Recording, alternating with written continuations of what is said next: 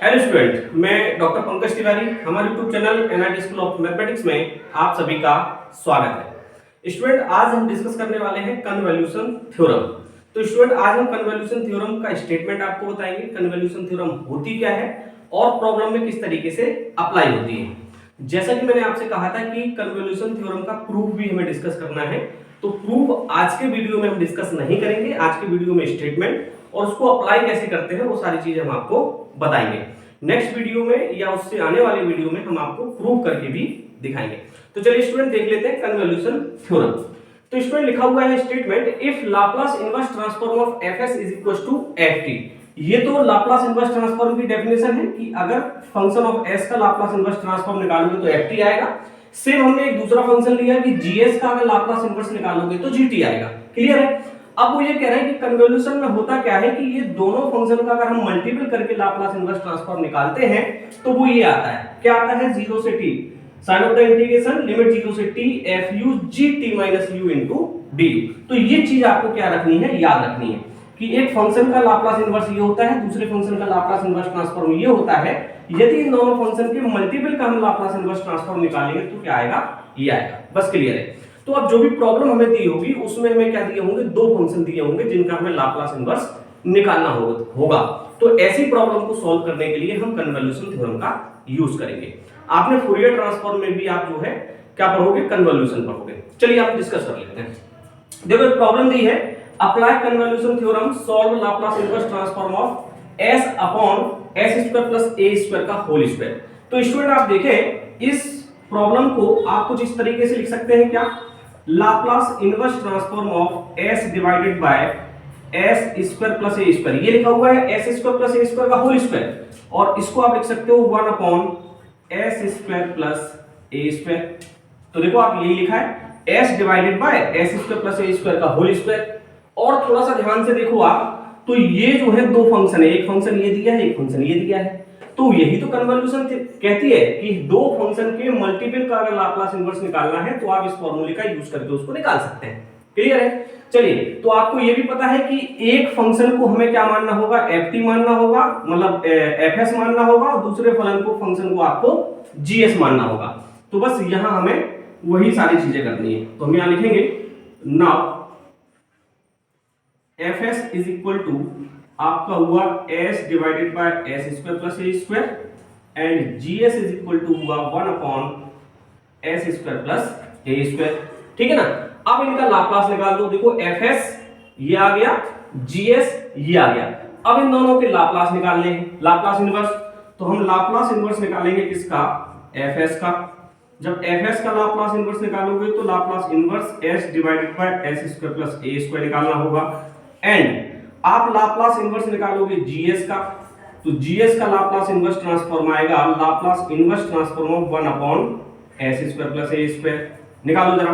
तो स्टूडेंट ये तो आपको मालूम है कि Laplace inverse transform of fs निकालोगे तो क्या आएगा? ft आएगा, और लाप्लास इनवर्स gs निकालोगे तो क्या आएगा? gt आएगा।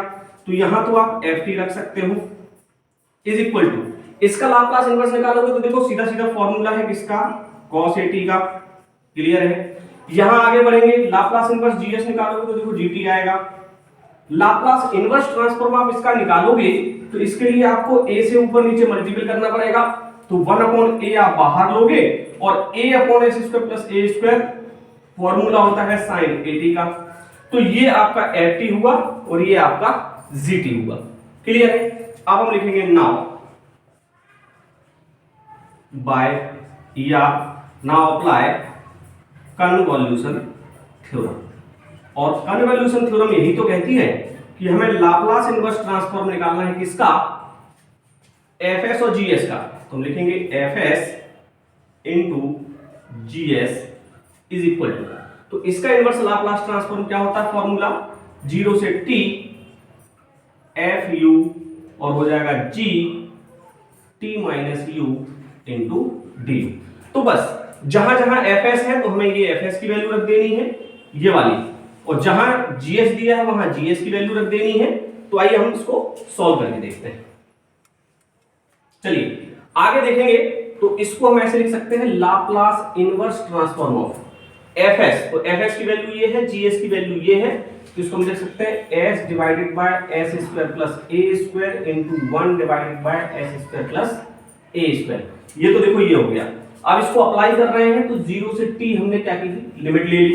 अब fu, तो f का मतलब है ये, तो यहाँ t दिया है, यहाँ u दिया है, तो t की जगह हम क्या रख देंगे u, तो ये हो जाएगा cos au। Same gt minus u, तो gt हमारा ये है, तो ये हो जाएगा 1 अपॉन a और साइन a, और t की जगह हमें दिया है यहाँ t माइनस u, तो आप यहां लिख देंगे a t minus u into T. बस अब आप इस सिचुएशन में आ जाए, क्लियर है ना। तो ये स्टेप्स जो है आप समझ लें कि स्टेप्स में हमें करना क्या है। और ये देखो हमें फाइंड आउट करना है। देखो हमें फाइंड आउट क्या करना है, उन्होंने कहा ये सॉल्व करके आपको दिखाना है। तो लेफ्ट साइड में इसका मतलब यही तो हो गया, s divided by S square plus A square का होल स्क्वायर, मतलब यही तो हमें फाइंड आउट करना है। तो यहां जो सॉल्यूशन आएगा वो हमारा क्या होगा, आंसर होगा। चलिए आगे बढ़ते हैं स्टूडेंट, और इसको हम लिख सकते हैं 1 अपॉन a 0 से t cos au into sine a t minus u into D. Clear है, ऐसा कर सकते हैं। चलिए अब स्टूडेंट देखो एक फॉर्मूला बन रहा है यहाँ cos a sin b, लेकिन फॉर्मूला कब बनेगा, जब यहां 2 से ऊपर नीचे मल्टीपल करेंगे। तो देखो बन गया 2 cos a sin b। तो मैं फॉर्मूला जो है यहां नीचे लिख देता हूं, है ना। आपने फॉर्मूला पढ़ा है 2 cos a sin b का, बिल्कुल ध्यान से, है ना, फॉर्मूला गड़बड़ नहीं होना चाहिए। sin a plus b minus sine a minus b, बस इस फॉर्मूले को हम यहां क्या करेंगे, अप्लाई कर देंगे। तो स्टूडेंट 1 अपॉन 2a, लेफ्ट की तो जरूरत हमें है नहीं क्योंकि वो तो हम सॉल्व ही कर रहे हैं, और इसको हम लिख देंगे 0 से t, और यहां फॉर्मूला जब अप्लाई करेंगे तो हो जाएगा साइन a प्लस b। तो a की जगह दिया है आपको au और b की जगह आपको दिया है ये, तो आप a क्या करें बाहर ले लें, और a प्लस b तो हो जाएगा u plus t minus u। Clear है, क्योंकि ये है और ये b है। अब आप लिखोगे minus sine a minus b, तो a आप बाहर ले लो, और a की जगह आपको दिया है u और b की जगह दिया है t माइनस u, तो माइनस करोगे तो माइनस का t और प्लस का आएगा u इंटू डी। क्लियर है, बहुत सावधानी से आपको जो है इसको सॉल्व करना है। 0 से t, अब देखिए स्टूडेंट ये u से u कैंसिल हुआ, तो ये तो आपको मिल गया साइन at, और ये मिल गया माइनस का साइन a, और यहां हुआ 2u minus t into D. कोई दिक्कत नहीं है, और आप चाहें तो इसको ऐसे लिख लें। क्लियर है, और इसको आप इक्वेशन मान लें, कुछ भी अभी हमने इक्वेशन कहीं मानी नहीं है ना, लेट नहीं की, तो इसको वन मान लो। अब स्टूडेंट इसको हमें क्या करना है, इंटीग्रेट करना है विद रिस्पेक्ट टू t। तो एक बार इंटीग्रेट आपको इसको भी करना है और एक बार आपको इंटीग्रेट इसको करना है। तो स्टूडेंट हम क्या करेंगे, 1/2 बाहर लेंगे, कोई प्रॉब्लम नहीं है। साइन 80 को हमें क्या करना है, u के रिस्पेक्ट में इंटीग्रेट करना है। तो ध्यान से देखेंगे, साइन 80 तो हमारे लिए कांस्टेंट होगा क्योंकि यहाँ u का टर्म तो है नहीं। अब 1 का इंटीग्रेशन होगा, तो 1 का इंटीग्रेशन आता है u, तो हमने लिखा है u, और लिमिट हमारी दी है 0 से t, तो हमने लिमिट रख दी। क्लियर है, चलिए आगे बढ़ते हैं। माइनस ये लिखा हुआ है sine a 2u minus t, u के रिस्पेक्ट में करना है, तो यहाँ u दिया हुआ है, तो इसको जब आप डिफरेंशिएट करेंगे तो क्या होगा भाई, साइन का आपका कॉस होता है डिफरेंशिएशन, तो साइन का इंटीग्रेशन होगा माइनस कॉस, तो ये माइनस माइनस हो जाएगा प्लस, ये हो जाएगा cos a 2u minus t। अब देखो डिवाइड में क्या होगा, u का कोफिशिएंट आएगा, तो यहां हम थोड़ी सी गलती कर देते हैं। u का कोफिशिएंट देखें, a का जब अंदर गुणा करोगे तो 2au, तो u का कोफिशिएंट होगा 2a, तो यहां हम लिखेंगे 2a। क्लियर है, और इसकी जो लिमिट है वो लिमिट आपकी जो है आएगी 0 से t।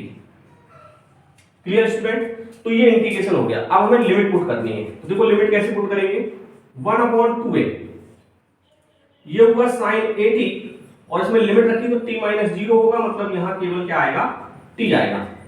अब प्लस का 1/2a हमने ये बाहर लिया, और यहां मैं लिमिट रख रहा हूं u की जगह, तो देखो क्या होगा, cos a, u की जगह लिमिट रखो तो 2t माइनस t होगा, 2t माइनस t, तो 1t आएगा, माइनस अब यहां आपको क्या करना है, जीरो रखना है। क्या रखना है, जीरो। किसकी जगह जीरो रखना है आपको, यू की जगह। तो यू की जगह जब आप जीरो रखेंगे तो ये जीरो हो जाएगा, ये क्या हो जाएगा, जीरो हो जाएगा। तो ये आपको मिलेगा cos a zero minus T, मतलब आपको मिलेगा cos 80। तो ये हो गया आपका cos 80। इसका मतलब स्टूडेंट ये हुआ कि ये भी cos 80 है, ये भी cos 80 है, तो कैंसिल हो जाएंगे। अल्टीमेटली आपको मिला 1/2a t इंटू साइन 80। तो यही स्टूडेंट आपका क्या होगा, रिक्वायर्ड सॉल्यूशन होगा। समझ में आ गया होगा। कुछ नहीं करना है, जो भी प्रॉब्लम आपको दी हो उसमें आपको समझ आ जाएगा कि हमें यहाँ दो फंक्शन दिए हैं, दो फंक्शन दिए मतलब वहां कन्वोल्यूशन अप्लाई होगी। और अगर ऐसा नहीं समझ पा रहे हैं तो प्रॉब्लम में भी दिया होगा अप्लाई कन्वोल्यूशन थ्योरम। तो हम क्या करेंगे, दोनों फंक्शन को अलग अलग कर लेंगे। एक फंक्शन को fs मान लेंगे, एक फंक्शन को gs मानेंगे, इनके जो है इनवर्स लाप्लास ट्रांसफॉर्म निकाल देंगे तो हमें ft और gt मिल जाएगा, क्योंकि फॉर्मूले में fu और gt माइनस u यूज है, मतलब इनके लाप्लास इनवर्स यूज हो रहे हैं। ठीक है ना।